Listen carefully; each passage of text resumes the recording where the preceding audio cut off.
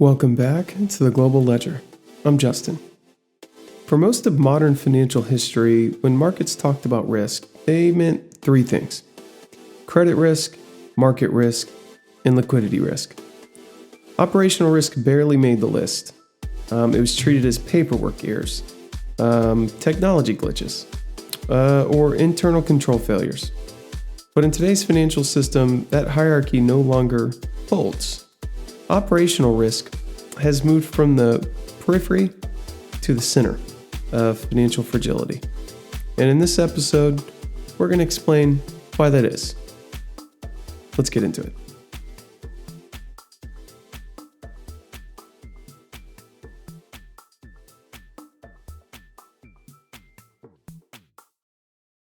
Operational risk no longer means a fat finger trade.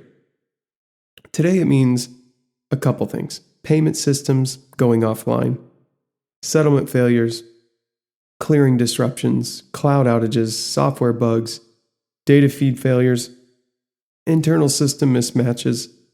And these are not minor problems. They determine whether trades can settle, collateral can move, margin can be met, and liquidity can circulate. In modern markets, if operations fail, markets fail. This shift didn't happen overnight. Over decades, finance quietly transformed. Manual to automated, bilateral to centralized, redundant to optimized, and slow to instantaneous. And each step improved efficiency. But together, they produced a tightly coupled system. Fewer buffers, fewer workarounds, fewer human intervention points. The system gained speed and lost tolerance, well, in exchange for failure. Here's the critical mechanism.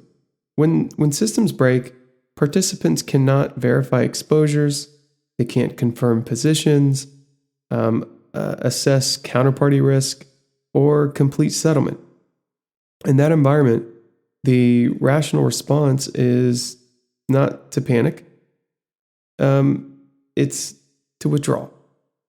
Liquidity disappears because participants cannot operate safely. Operational risk becomes liquidity risk. Modern financial infrastructure is deeply interconnected. A failure in payments, clearing, custody, messaging, or collateral management quickly spills into margin stress, funding freezes, forced positions reductions. Because systems are synchronized, failures propagate instantly. There is no gradual degradation, only abrupt stops. Post-crisis reforms emphasize central clearing, common settlement rails, shared infrastructure. These reforms reduce counterparty risk, but they also concentrated operational dependency. When a central node fails, everyone feels it. At the same time, with no alternative path. Operational resilience becomes system-wide resilience. And this is where kind of operational risk is hard to manage. Operational risk resists traditional tools. You can't hedge it cleanly, diversify it easily, or model it precisely. Failures often occur during system upgrades, at peak volume, under stress, across vendor boundaries. But this makes operational risk nonlinear, clustered, and pro-cyclical. Exactly the characteristics regulators kind of fear the most. But operational risk is not a tech story. It's tempting to frame this as a technology problem, but it isn't. Operational risk is a structural problem. Efficiency replaced redundancy. Automation replaced discretion. And centralization replaced resilience.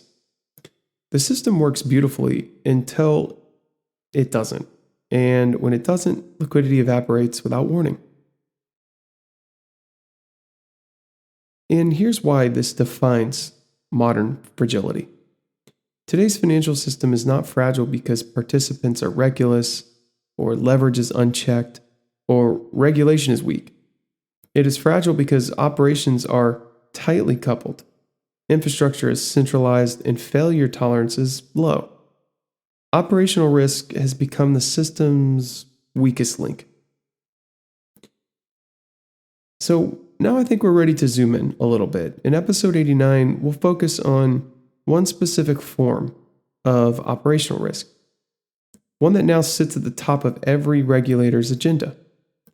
That is cyber risk as a financial stability threat, not as an IT concern, but as a direct threat to liquidity, trust, and systemic functioning. That's next. Once again, I'm Justin, and thank you for being here.